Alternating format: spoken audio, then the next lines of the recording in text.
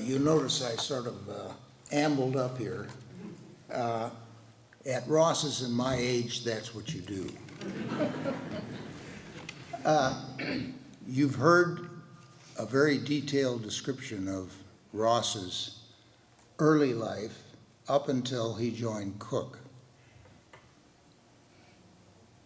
In Cook, he became what I guess would be called the corporate physician. But he was more than that. And I tried to put down in words the knowledge and experience he had that really helped develop then Cook Incorporated, now Cook Medical. And I've written them down here, so if you'll pardon me, I'll read them. He had knowledge of interventional techniques, that is, putting catheters into the human body to ascertain problems or get other information. He had a general medical knowledge, which I'll get into a little later, and became an advisor to Cook employees when they had medical problems. He didn't treat them, but he told them where they could get good treatment. He formed friendships with the movers and shakers in the interventional field, and that became very important later on. He had a knowledge of the politics that went on in the interventional field. Very important, because you needed to know not only who had the knowledge, but what they were doing with it. And last of all, when he first joined Cook, he learned a little bit about manufacturing. Now, he accumulated all of these things through life in various ways. Number one, he went to the University of Texas, and I believe he obtained a degree in chemistry.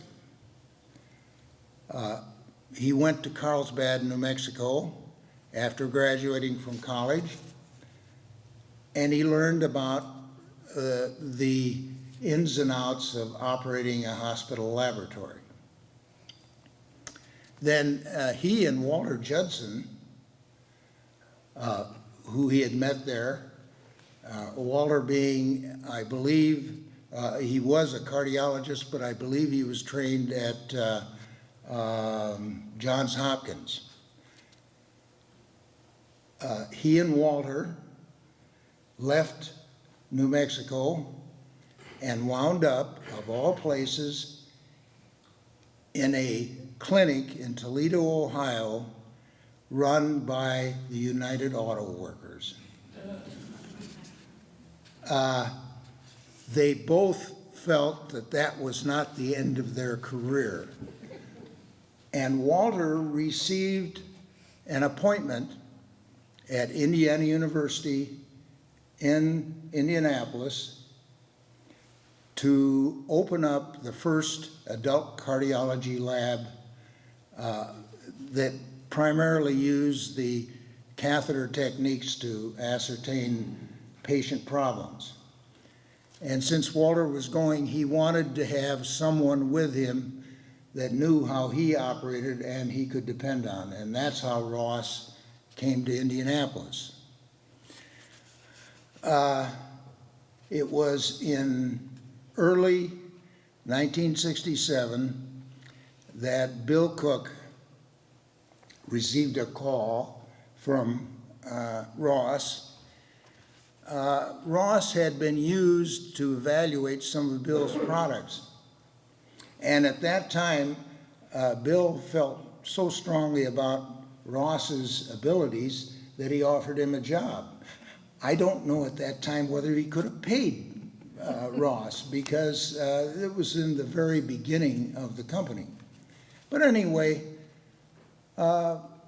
translate along, Ross introduced me to Bill. Bill hired me. And one day while we were working here in Bloomington, Bill came into the office and said, I just got a call from Ross Jennings.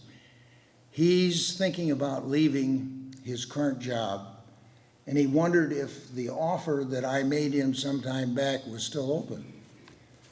And he said, Miles, we've got to go up there and talk with him, which we did. We had dinner, and we explored the possibilities. And Bill said, well, Ross, what we need you to do is to go out to California, which is the hottest area of our business at that time, and we need you to represent us in a sales capacity. And Ross sort of went back and said, Bill, I've never sold a thing in my life. And to this day, he will, if he was still around, he'd say, I never did sell a thing in my life. But Bill caught that comment very, very rapidly and said, no, Ross, I don't want you to become a salesman. I want you to find out what's going on in California because it's such a hotbed of our business. And I want you to, as you go along, pass out our catalogs, talk to them about new products, which Ross did. He came down to Bloomington, and as part of his learning, he was introduced to the manufacturing abilities of Cook Incorporated at that time. He spent about, I think, 4 or 5 months with us, and then he was driving at that time a Volkswagen Bug, and he said, well, Bill, I want to drive out to California, but I don't know whether my Bug will make it. Bill said, don't worry, we'll get you a new one. And he got a yellow Volkswagen Bug. I never understood that. He drove out to California, and sure enough, what Bill saw in Ross came to fruition because Ross took off. He was all over the state of California. He went as far as Washington. He went to Denver, Phoenix, and he found that his background played well into what we needed to promote our products. And he literally blossomed. Well, he became so good at it, Bill finally said, we don't need you just there. We need you all over the world. So why don't you come back to Bloomington, and you can use that as the base of your operations, and we'll put somebody new out in California, which we eventually did. That's how Ross obtained all this information. He became a person who physicians in that field looked up to, talked with.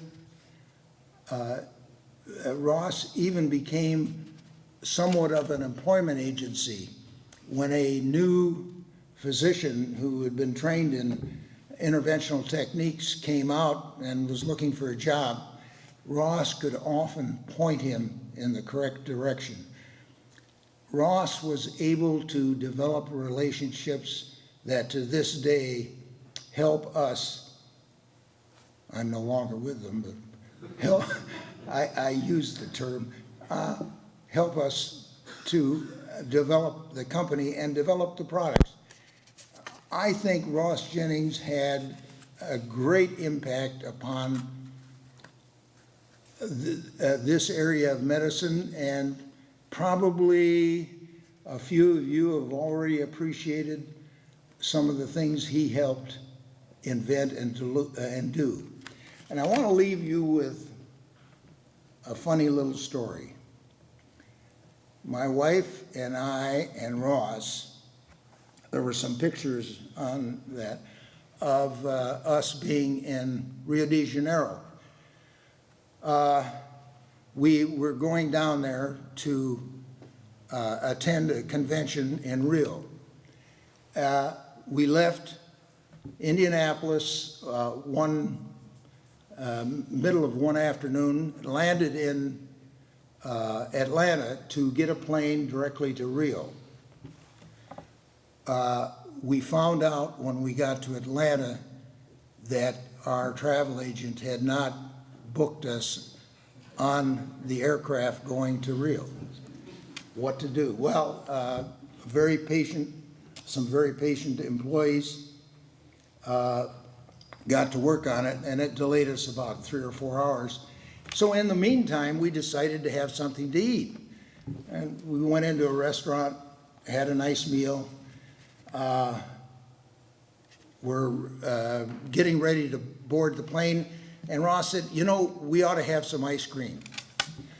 So we went, and each of us got an ice cream cone. And we were sitting somewhat like you are now, eating our ice cream cone, and I looked over at Ross and I said, my God, Ross, look at your chest. The bottom of his cone had leaked, and he had a stream. It's the only time I ever heard Ross swear, and I don't. He used a few words that you don't want to hear. But great, I mean, the guy was really, he had himself, he knew what to do. He got up, he went to the bathroom, he came back, and instead of a long stream of ice cream, he was wet from his shoulders to his. So that's Ross Jennings. Ross was a wonderful guy and a very dear friend.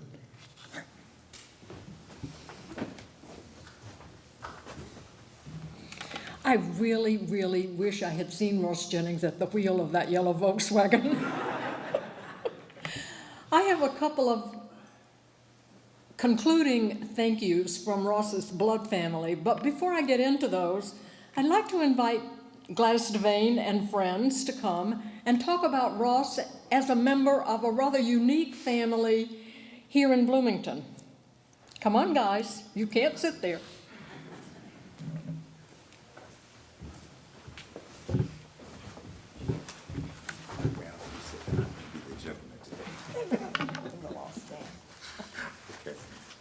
We are the family. But before I tell you about the family, I have a statement to read from Virginia Ziani.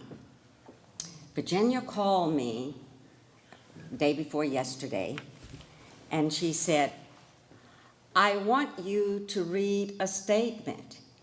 I want you to tell them how I feel about Ross. Would you listen and write this down and then read it to them? So I said, yes, Virginia, I will. After I did a little tweaking here and there, this is what she wanted to say.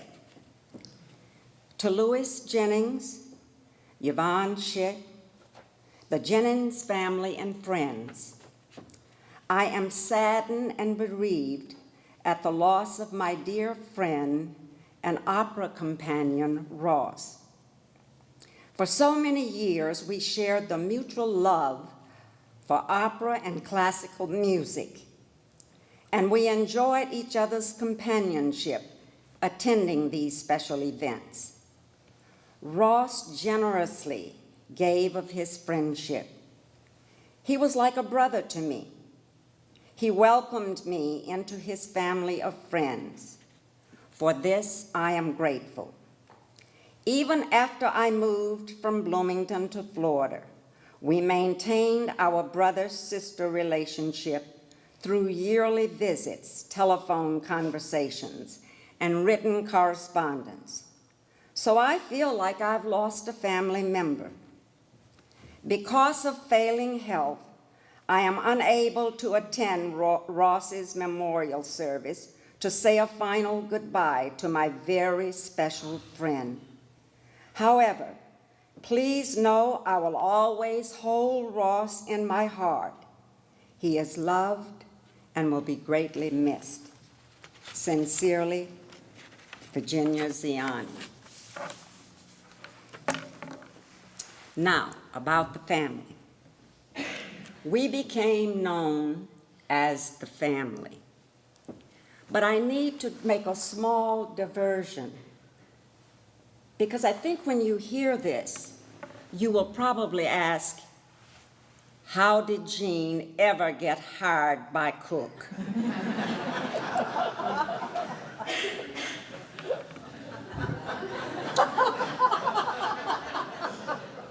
I was 9 months pregnant, working full-time at Indiana University.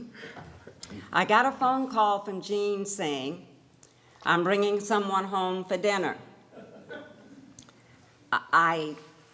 It's someone that want to talk to me about working for Cook. Well, the first thing I said is, who's Cook? Well, he said, well, we'll talk about that later. So I arrived, put dinner on, Ross and Jean came in. We had this dinner, and it was far below the standard of Ross. Ross loved good food. When we finished dinner, I pushed back from the table. I looked Ross dead in the eye, and I said, why do you guys want to hire Jean? Is he your first token? Jean just about crawled under the table.